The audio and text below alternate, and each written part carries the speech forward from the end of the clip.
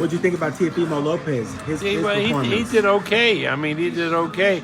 But he knew he was in with Barboza, who can't break an egg. Barboza's fought so many fights for us. I don't think he's had one knockout. So Teofimo could show his whole arsenal. Mike, what you think about Teo's fight, Mike? You think Barboza, could have made it a little bit more competitive? Teo, Barboza, they just fought. What you thought about it? Real technical, good fight, you know what I'm saying? Two boxers. It was a chess match, and he did good, you know what I'm saying? It was a real chess match, to be honest with you, man. It's like watching two chess masters play each other, you know what I'm saying, play. So it was real good. 147 is what Teo just told me he wants to do next. He's talking about fighting Boots. I know you're familiar with Boots and what he does in the ring. You obviously know what Teo does in the ring. Right. How does the fight between them two go? It's a good fight. It's a good fight. That's another chess match. Like with these guys right now, they're getting real technical. Brownsville, they're getting real technical and shit, you know what I mean? So it's like, they're getting good, real technical. So those two guys right there, man, like, wow, it's a chess match. What did you assess your son's performance there? Hey, man, ain't nobody doing it like my son, man. It doesn't matter, you know what I'm saying? These people want to be queens. They want to be coming in in a Batmobile and all that stuff. So I leave those guys alone. I told my son, listen, man, let them get what they want to get. Sooner or later, who's going to prevail? The real fighter, right? So my son is not even in his prime. He's still not even in his prime. And and it's crazy how my son is doing everything right now, and it's not like they're not giving him what he deserves. You know what I'm saying? Not even in the pound. He's not even in the pound list. You know what I'm saying? Being two-time league champion, defending the belt against Arnold Barboza, which was 29-0, which was the hardest fight tonight, to make. I just gotta say, man, thank you for everything. Thank you for the support. Don't miss the fight. Watch it. It was a boxing. It was like a boxing clinic, man. It was crazy. Yeah, your son is all business. I mean, he called out Boots Ennis. I mean, what do you see stylistically? That's what we want. That's what we want next. Thank you. What?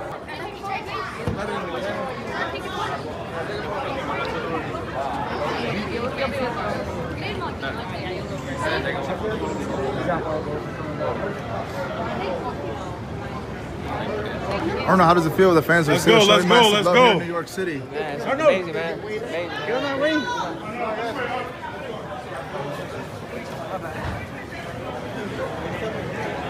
Ali.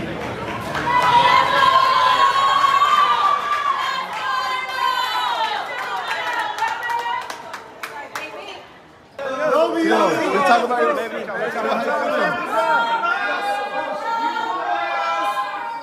Stop crying! Take over! It's the motherfucking takeover, baby! Hey! What up, Ellie? Yeah, you guys lost. Stop fucking crying. Teo, congratulations. The much anticipated showdown between Devin Haney and Jose Ramirez has finally happened, and the boxing world lit up with reactions. Garcia, has been off a whole year, and this is a lack of real planning. He should have had a tune-up fight first, and then go into a fight with a guy like Romero. But these fighters and the promoters get turned by the money, and they don't make really good decisions. A good decision would have been to take a tune-up fight, and then you move to a Romero or even a Haney or so forth. You don't go right in after a year. Look at Haney. Haney looked terrible with Ramirez because he hadn't fought in a year. Did he seem to be gun shy? Did he seem to be worried about taking another big shot? Who's that? Devin Haney, with the way that he was moving around the ring. Absolutely. You see that? I mean, I don't know how he scored because it's hard to tell. But, who's going to want to see Haney fight if he fights that way? You want to see the rematch? After what?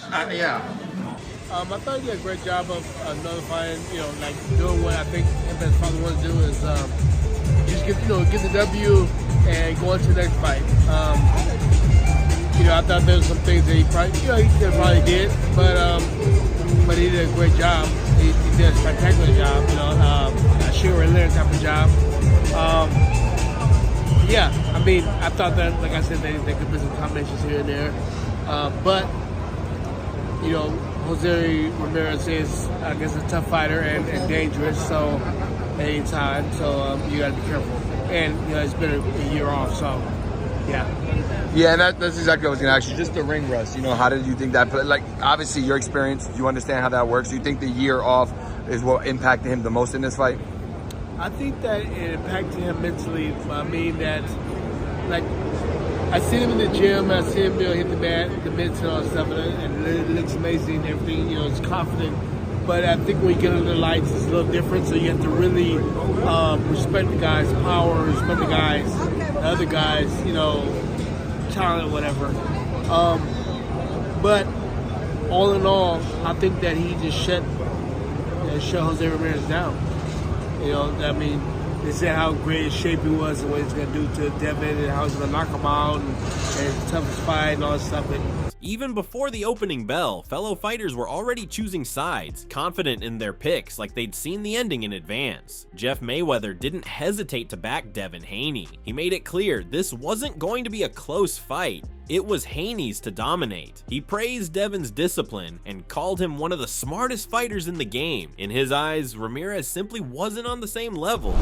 Devin to look good in this fight, in his comeback fight.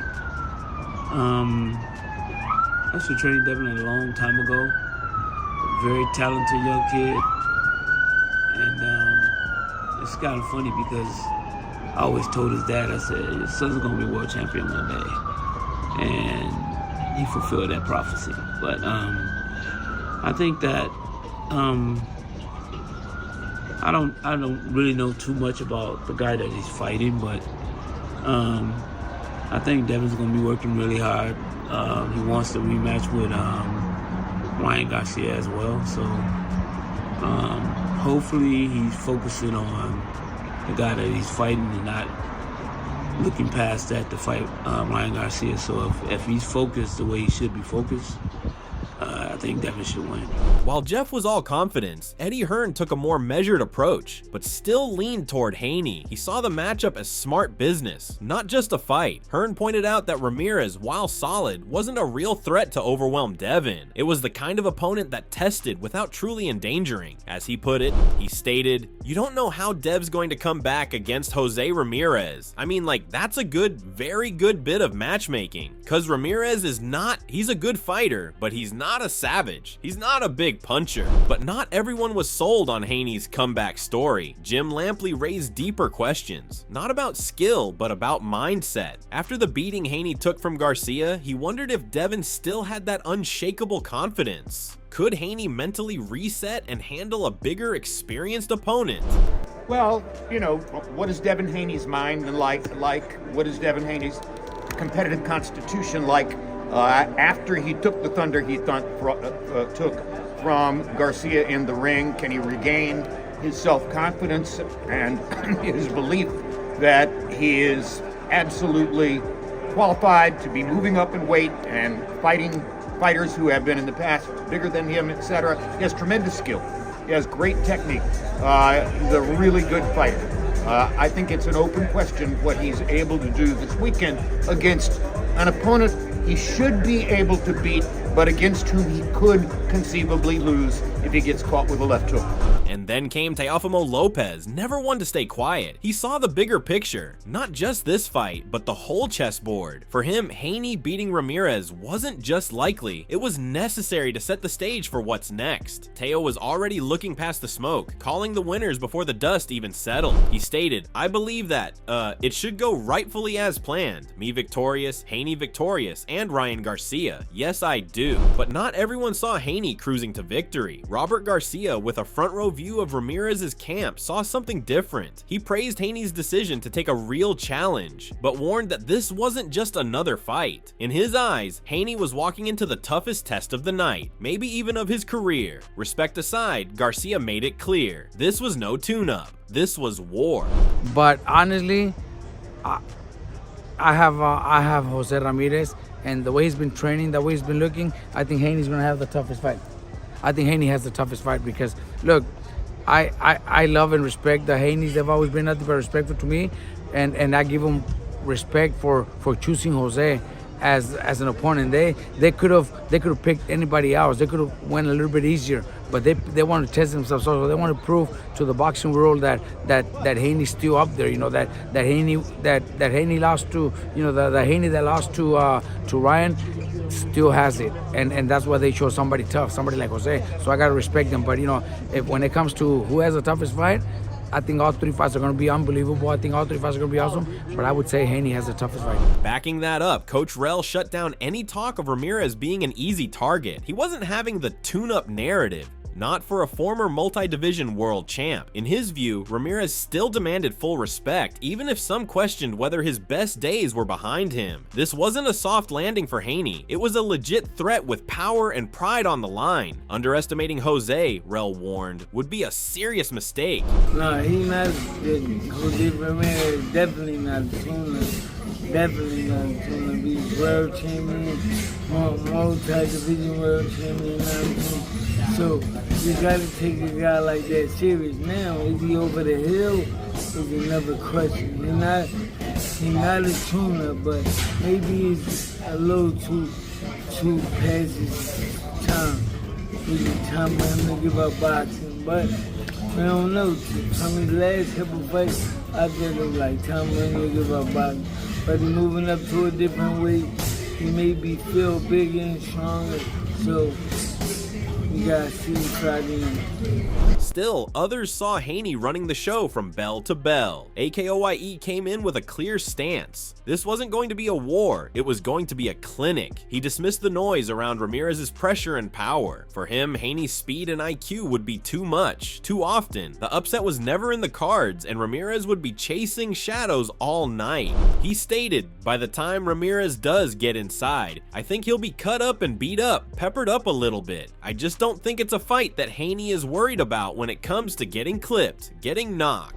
AKOYE expected a technical display, not flashy, but dominant. He believed Haney's precision and timing would keep Ramirez at bay from start to finish. Not a war, but a masterclass. He further added, it's going to be a nice long fight, probably go the distance, but I think Danny Haney's going to control that fight, and no one sounded more locked in than Shane Mosley, Haney's trainer. From inside the camp, Mosley made it clear, Devin wasn't just prepared, he was dialed in at a whole different level. The sharpness, the focus, the calm before the storm, it all pointed to something brutal. Mosley wasn't hyping up a win, he was promising a statement. This wasn't just business, it was personal, and it was about to get violent. Yeah, he's looking good, man. He's sharp, he's ready. I mean, he's more than ready. Like, I just want to make sure that he puts all the stuff that he has into that ring, man. He's looking good. Yeah, he's sharp. To have a camp up there and be away from all the distractions, you can kind of see his demeanor. His demeanor is different. It's more calm and it's more like, he can see stuff. He's not worried about all the bullshit going around. You know what I'm saying? He's tuned in. He's focused. It's about to be a massacre. But across the ring, Jose Ramirez wasn't coming to play survivor. He was coming to take over. He spoke with the kind of fire that can't be faked. A man who's put in the work and is ready to let it all loose. Ramirez wasn't just confident. He was certain, locked in, and hungry to prove everyone wrong. No hesitation, no doubts, just pure belief in what he's about to do. He's not chasing respect. He's coming to demand it. How much better do you feel? Much better. I'm ready for May 2nd. I just can't wait, man. I'm blessed and I'm fortunate, and we'll see. But I'm ready to fight, man. That's one thing that I am ready for. Last time I was here, I became a world champion. So I'm ready to make that statement again tomorrow. And finally, Devin Haney himself made it crystal clear. He's not showing up to edge out a decision. He's coming to break Ramirez down, mentally and physically, with cold precision. He stated, "Styles make fights. He does a lot of good things and a lot of bad things in there. It's my job to go in there and handicap him of the good things he does and exploit the bad things." Haney wasn't fooled by the hype. To him, this wasn't some 50-50 war. It was a calculated mismatch, a setup for him to dominate from every angle. He further added, "This is a great fight on paper, but it's a mismatch. Ramirez has a tailor-made style for me. I know he's gonna put on the pressure. If he comes in stupid, then I will put him down." What a war! Devin Haney versus Jose Ramirez wasn't just a fight, it was a battle of pride, skill, and grit. Every prediction, every press conference, every stare down led to this moment, and when the bell rang, both men came to settle it with fists, not words. So now that it's done, where do you stand? Did Haney's precision outshine Ramirez's pressure? Did the scorecards tell the full story, or leave you questioning everything? Was this the fight you expected, or did someone rise beyond the hype? And most importantly, did your pick prove you right? One thing's certain, the ring doesn't lie. When the final bell echoed, history was made. Who walked out a legend, and who walks back to rebuild? Let us know your thoughts in the comments section below. Don't forget to subscribe to our channel and tune in for more videos like this.